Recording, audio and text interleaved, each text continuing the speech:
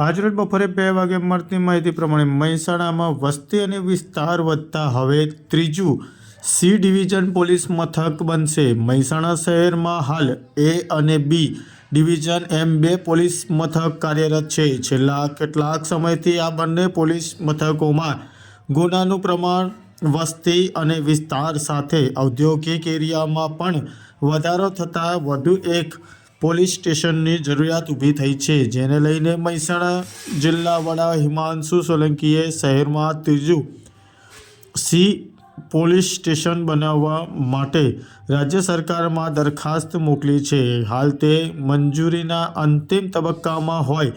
2026ના નવા વર્ષમાં શહેરની પ્રજાને વધુ એક પોલીસ સ્ટેશન મળશે, જેનાથી અન્ય પોલીસ સ્ટેશનની કામગીરીનું ભારણ ઘટશે અને લોકોને પણ પોલીસની સેવા ઝડપથી મળતી રહેશે।